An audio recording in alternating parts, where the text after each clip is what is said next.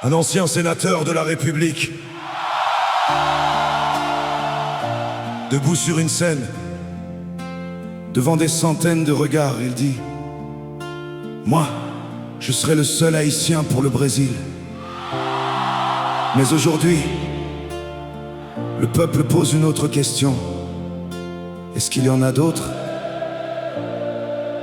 qui vont suivre ce chemin-là aussi? Est-ce qu'il y en a d'autres qui vont tourner le dos au drapeau? Est-ce qu'il y en a d'autres qui vont rire d'Haïti devant les micros quand notre équipe entre sur le terrain? Moi je reste avec les miens, même si le monde annonce notre fin. Je ne vais pas abandonner mon destin. Un ancien sénateur de la République parle comme si supporter Haïti était ridicule, comme si croire encore au pays était devenu une faiblesse publique. Et maintenant le peuple regarde autour. Qui va suivre cette mentalité? Qui va commencer à dire devant les caméras que le pays ne mérite même plus d'être supporté?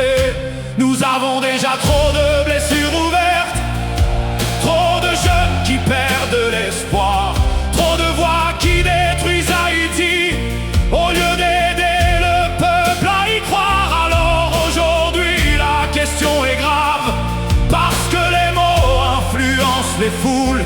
Quand un ancien leader parle comme ça, c'est tout un symbole qui s'écroule. Est-ce qu'il y en a d'autres qui vont tourner le dos au drapeau? Est-ce qu'il y en a d'autres qui vont rire d'Haïti devant les micros quand notre équipe entre sur le terrain? Moi je reste avec les miens, même si le monde annonce notre fin. Je ne vais pas abandonner mon destin. Les journalistes disent déjà: Haïti va tomber dès le premier tour.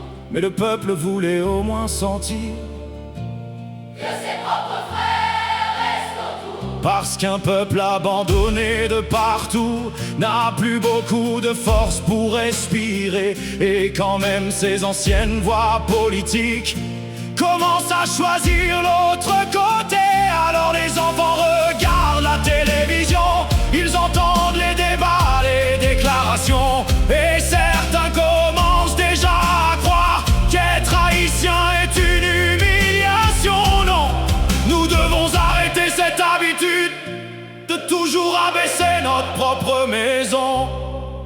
Même quand Haïti souffre, nous devons protéger son nom. Et si demain Haïti surprend le monde entier,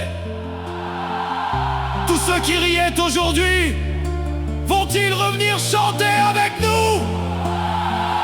Est-ce qu'il y en a d'autres qui vont abandonner avant le combat? Est-ce qu'il y en a d'autres qui vont enterrer le pays comme ça? Moi je reste derrière ce drapeau, même blessé, même sous les critiques, parce qu'Haïti vaut plus que les paroles de ceux qui oublient sa douleur historique.